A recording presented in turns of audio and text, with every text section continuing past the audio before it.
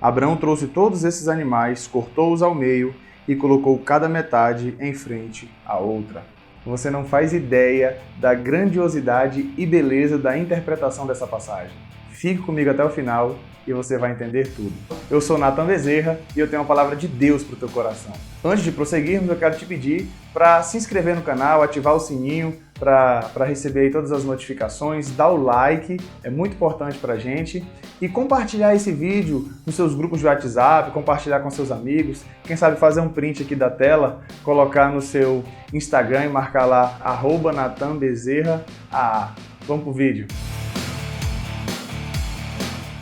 No capítulo 15 de Gênesis, Deus está confirmando sua aliança com Abraão.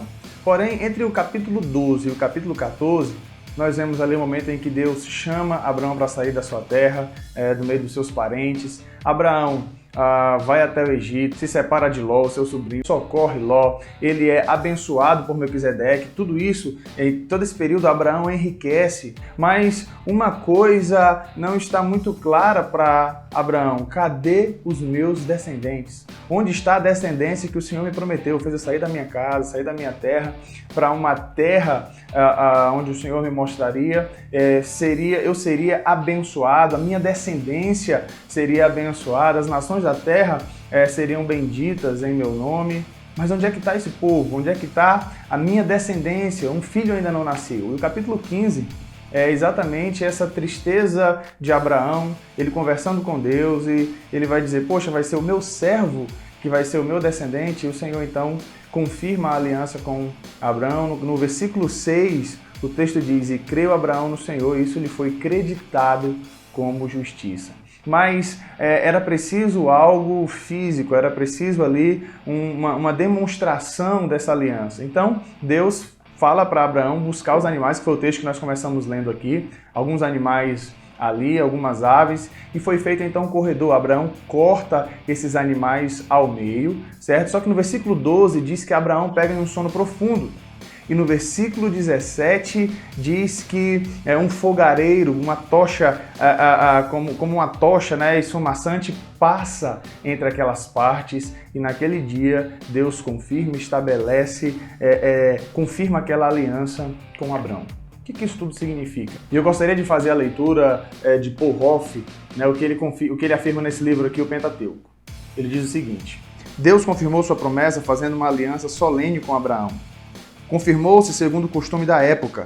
Aí é importante que você leia Jeremias 34, 17 a 20, que está entre parênteses. As partes contratantes se punham cada uma à extremidade do animal dividido e passavam por entre as metades. Assim, expressavam que, abre aspas, se não se cumprir minha parte do pacto, posso ser cortado em pedaços como este sacrifício. Fecha aspas. Neste caso, porém, somente o Senhor passou em forma de um forno fumegante e uma tocha, pois sua aliança era unilateral, uma iniciativa divina, e somente ele poderia cumpri-la. O que cabia a Abraão era simplesmente aceitar a aliança e continuar crendo em Deus. Talvez você diga: uau, sensacional! Mas o que isso tudo tem a ver comigo? Qual a aplicabilidade que eu posso tirar disso para a minha vida? Vamos lá. Em Romanos, no capítulo 4, Paulo vai fazer uma ligação entre a aliança de Deus para com Abraão e a aliança e a nova aliança em Cristo Jesus, a aliança que nos alcança.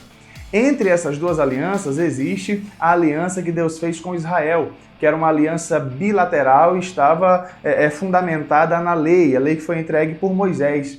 Na medida que Israel obedecia, eles eram abençoados, né? O povo de Israel era abençoado, mas na medida que Israel desobedecia, ele era amaldiçoado. Essa aliança, porém, ela tinha como objetivo macro uma questão didática. Lá em Romanos 5,20 diz que a lei foi dada para que a ofensa fosse aumentada, ou seja, para que o pecado de Adão fosse ressaltado. Então, o objetivo da lei, o objetivo macro da lei, era que eles observassem e entendessem que eles não conseguiriam cumprir com a sua parte na aliança, com a sua parte nesse pacto. Era como se eles, de repente, olhassem para Deus e dissessem: e agora, quem poderá nos defender? Eles precisariam reconhecer a necessidade de um Salvador. A aliança que Deus fez conosco é semelhante à aliança que ele fez com Abraão. Ele enviou o seu filho para morrer em nosso lugar e assumiu unilateralmente esse compromisso. A única coisa que precisamos fazer é crer no seu filho, é crer no sacrifício, é crer para que também seja dito sobre nós como foi dito a Abraão, e creu Abraão no Senhor e isso lhe foi creditado como justiça. Não conseguimos ser fiéis a Deus na mesma medida que Ele é fiel conosco. E diante disso eu gostaria de fazer duas aplicações. Primeira, se você tem tentado viver o cristianismo usando frases como eu estou fazendo por merecer ou estou pagando o preço pela minha salvação, saiba que o preço da nossa salvação foi pago com o sangue de um inocente derramado. A única coisa que Ele quer de você é a fé, que vai repercutir em uma vida de amor e devoção a Ele pelo que Ele fez, nos garantir uma nova condição de ser humano e a vida eterna. A segunda aplicação que eu gostaria de fazer é, se você é alguém que está aprisionado pelo pecado e não se sente amado por Deus, entende que esses pecados têm te separado de Deus e chega até a acreditar que o amor de Deus não pode suplantar os seus pecados, eu quero te dizer o que nós já falamos, que Romanos 5:20 diz: onde abundou o pecado, superabundou a graça de Deus.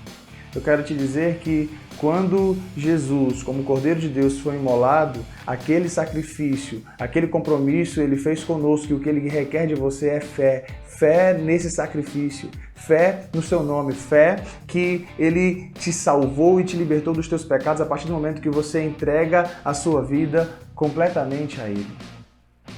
É o que eu te aconselho a fazer nesse momento.